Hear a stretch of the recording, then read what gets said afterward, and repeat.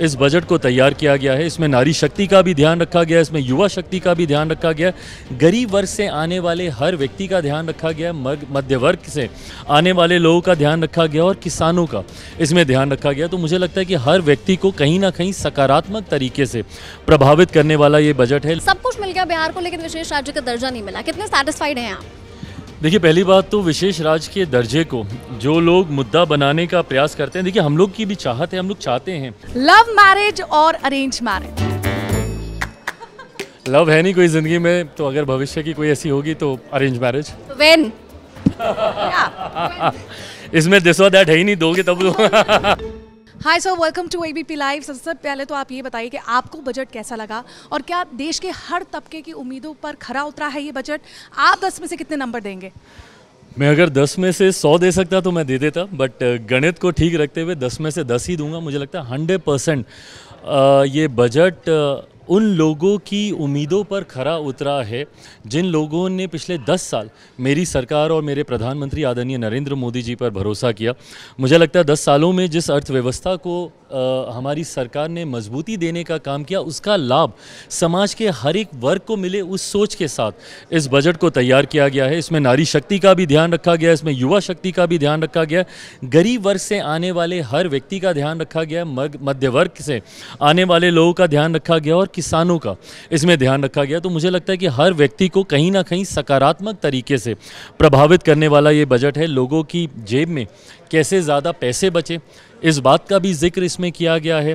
MSME जो हमारी अर्थव्यवस्था की रीढ़ है, उसके माध्यम से कैसे हम लोग देश की अर्थव्यवस्था को मजबूती देते हुए बेरोज़गारी की समस्या के हल तक पहुंचने का प्रयास करें, उस दिशा में भी इसमें अपनी सोच को जाहिर किया गया। तो मैं मानता हूं कि ओवरऑल ये एक समावेशी सोच वाला बजट है। आपने ओवरऑल बजट की तो बात करी थी कि इसको क्या मिला, पर लेकिन हेडलाइंस तो बिहार ने बनाई है, जाहिर सी बात है। सब कुछ मिल गया बिहार को, लेकिन विशेष राज्य का दर्जा नहीं मिला, कितने सेटिस्फाइड हैं आप? देखिए, पहली बात तो विशेष राज्य के दर्जे को जो लोग मुद्दा बनाने का प्रयास करते हैं, देखिए हम लोग की भी चाहत है, हम लोग चाहते हैं, बट प्रैक्टिकल भी होने की ज़रूरत है। विशेष राज्य के दर्जे की मांग के ऊपर जो लोग राजनीति करते हैं, ये वही विपक्ष के लोग हैं जिनके समय पर इन प्रावधानों में बदलाव किया गया था और सुनिश्चित किया गया था कि किसी भी राज्य को, और सिर्फ बिहार को ही नहीं, किसी भी राज्य को विशेष राज्य का दर्जा नहीं दिया जा सकता है। ऐसे में आज मुझे खुशी इस बात की है और हम लोगों की भी ये मांग थी कि जब तक विशेष राज्य का दर्जा नहीं दिया जाता तब तक स्पेशल पैकेजेस हम लोग के राज्य को ज़रूर मिलने चाहिए। और मुझे खुशी है इस बात की कि सरकार ने हमारी मांग को सुना। मैं वित्त मंत्री जी का, मेरे प्रधानमंत्री जी का, मैं दोनों का विशेष तौर पे धन्यवाद करूंगा कि उन्होंने बिहार की चिंता करते हुए स्पेशल पैकेजेस और उन क्षेत्रों में जो बिहार की ज़रूरत है, इंफ्रास्ट्रक्चर, ब्रिजेस, बाढ़ की समस्या बहुत बड़ी चिंता हमारे राज्य में लंबे समय से रही है, तो उसका ध्यान इसमें रखा गया। जिस ध्यान का आप बात कर रहे हैं, सबसे स्पेशली तो एक्सप्रेस वे एंड पुल्स जो बिहार को मिले हैं, लेकिन हमने पिछले 1 महीने में देखा कि कितने पुल ढह गए हैं। टैक्स पेयर्स के पैसों से ये पुल बनता है, जो स्पेशल पैकेज मिलता है किसी भी राज्य को, वो टैक्स पेयर के पैसे से मिलता है। क्या बिहार के लोग कन्विंस्ड होंगे उन पुल पर चलने के लिए? क्या अश्योरिटी उन लोगों को मिलेगी कि अब जो पुल बनने जा रहे हैं वो ऐसे नहीं गिरेंगे? नहीं, ये जिम्मेदारी हम ही लोगों के ऊपर है कि ये विश्वास बिहार की जनता को हम दिलाएं, और ये विश्वास तभी दिला सकते हैं जब ऐसे प्रेसिडेंट सेट हों जहाँ पे इन घटनाओं की वजह से ये जो घटनाएं घटित हुई हैं, लोगों का जो विश्वास हम लोगों के ऊपर से उठा है, लोगों को हम लोग कन्विंस कर पाएँ इस बात को लेकर। गुणवत्ता से कतई कोई समझौता भविष्य में नहीं हो, भ्रष्टाचार की देन इसके बाद कोई और पुल या कोई भी और इंफ्रास्ट्रक्चर नहीं चढ़े, इस बात का ध्यान देने की जिम्मेदारी भी हम लोग के ऊपर है। और मुझे लगता है मेरे मुख्यमंत्री, हमारा गठबंधन इसको लेकर काफ़ी सक्रिय है और आने वाले दिनों में इस बात को सुनिश्चित किया जाएगा। बहुत ही ज़्यादा पॉलिटिकल सवाल तो हो गए हैं, लेकिन आपके जो प्रशंसक हैं, जैसे आप देख रहे हैं हम इंटरव्यू चल रहा है, लेकिन इतने लोगों की भीड़ है सिर्फ आपसे सेल्फी खिंचवाने के लिए। एक ने तो आपको रोक लिया कि हमारे सांसद हैं, सेल्फी खिंचवाने दीजिए। तो उन्हीं प्रशंसकों का कुछ सवाल है, दिस और दैट में आपको जवाब देना है, तो एक एक करके मैं आपसे पूछ रही हूँ। Are you ready? Yes, I am ready. Okay, पहला, फिल्म्स और politics? Politics. Okay, fast food और healthy food? Healthy food. Okay, love marriage और अरेंज मैरिज? लव है नहीं कोई जिंदगी में, तो अगर भविष्य की कोई ऐसी होगी तो अरेंज मैरिज। व्हेन? इसमें दिस और दैट है ही नहीं, दोगे तब। ठीक है, वेरी क्लेवर। वेट ट्रेनिंग और कार्डियो? कार्डियो, या कार्डियो। आज किया? करने की कोशिश करता हूँ रेगुलर, बट या आई मेक श्योर कि एटलीस्ट पेट नहीं निकले, फिट रहूँ दिखने में। तो अगर मसल ट्रेनिंग ज़्यादा हो नहीं पाती, इससे पहले I was too much into weight training and stuff, but I make sure कि जब तक मैं मसल ट्रेनिंग बहुत ज़्यादा नहीं कर पाता, कार्डियो ज़रूर करता रहूँ। मुंबई का वड़ा पाव या दिल्ली की बारिश? दिल्ली की बारिश।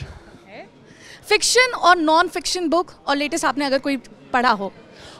मैं बहुत ज़्यादा पढ़ने का मुझे समय मिलता नहीं, और जितना भी मिलता है तो मैं पॉलिटिकल बायोग्राफीज़ और ये ज़्यादा पढ़ने पे ध्यान देता हूँ।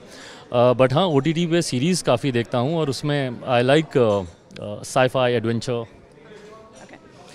पब्लिक लव या पब्लिक सपोर्ट?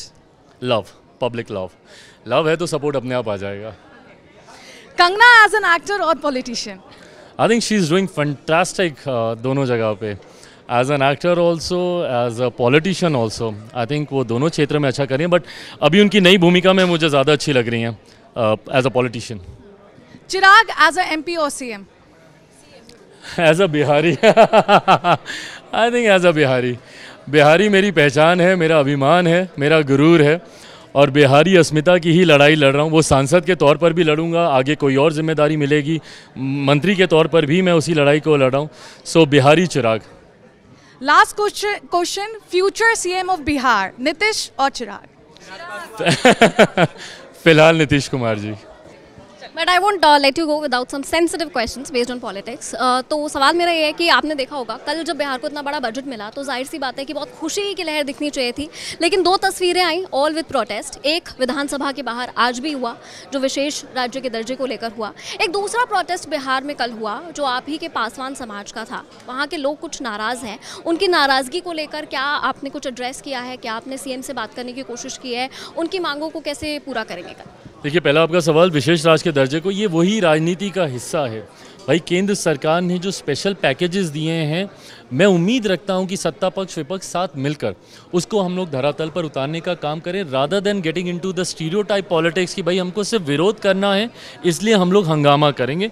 मुझे नहीं लगता कि वो कहीं से भी जायज़ है, और इन्हीं लोगों से फिर पूछने की भी ज़रूरत बनती है कि भाई जब आपकी सरकार थी क्यों प्रावधानों में बदलाव किया गया? क्यों नहीं लंबे समय तक तो UPA की सरकार थी ना, उसमें राष्ट्रीय जनता दल भी लंबे समय तक हिस्सा थी, क्यों नहीं उस वक्त बिहार को विशेष राज्य का दर्जा दे दिया? 2004 से लेकर 2014 तक केंद्र में UPA की सरकार थी जिसका मजबूत हिस्सा राष्ट्रीय जनता दल थी, क्यों नहीं उस वक्त इन लोगों ने बिहार को विशेष राज्य का दर्जा दिलवा दिया? तो बहरहाल राजनीति करने के लिए हंगामा खड़ा करेंगे, उसका मैं कतई पक्षधर नहीं हूँ। दूसरा आपका सवाल, ये चिंता का विषय मेरे लिए रहा है पासवान समाज। एक ऐसा समाज है जिसने हमेशा से समाज में पहरेदारी, चौकीदारी करने का काम किया, समाज के लोगों को सुरक्षित रखने का काम किया, निश्चिंत होकर वो समाज सो सके, ऐसे में चौकीदार की भूमिका में हमेशा पासवान रहे हैं। पर बिहार में ये जो पद है चौकीदार का, ये लंबे समय तक ये चलता आया कि जितने भी लोग स्वेच्छा से सेवानिवृत्त होते हैं तो उनके आश्रितों को वहाँ पर उनकी जगह नौकरी दे दी जाती है। पर इस दौरान माननीय न्यायालय के द्वारा एक ऐसा दिशा निर्देश आया जिसकी वजह से इन प्रावधानों में बदलाव किया गया, और नई बहाली के लिए कुछ जिलों ने नई बहालियों के लिए उन्होंने नियुक्ति पत्र उन्होंने निकालना शुरू किया, उन्होंने आवेदन उन्होंने निकाले नई बहालियों को लेकर, जिसको लेकर पासवान समाज में काफ़ी आक्रोश है। मेरी मुलाकात आज से लगभग 10-15 दिन पहले मेरे मुख्यमंत्री जी से हुई, उनके सचिवालय के भी लगातार मैं संपर्क में हूं और इस बात को सुनिश्चित किया जा रहा है। और आज की भी तारीख में जिन जिलों ने भी इन बहाली को निकाला है वहां पे बहाली शुरू नहीं की गई है, और मैं उम्मीद करता हूं कि आने वाले दिनों में पुनः विधानसभा में एक बिल पारित कर ये विधायक जिस तरीके से था उसको वही वास्तु स्थिति में उसको पुनर्स्थापित कर दिया जाएगा। किसी भी पासवान के साथ मेरे रहते कोई अन्याय नहीं होगा, इस बात का मैं विश्वास दिलाता हूं, और यही कारण है कि अभी तक जो ये आदेश निकला भी था उसको लेकर इसके ऊपर कोई कार्रवाई नहीं हुई है। हमसे बातचीत करने के लिए आपका बहुत बहुत शुक्रिया। Thank you very much. Thank you.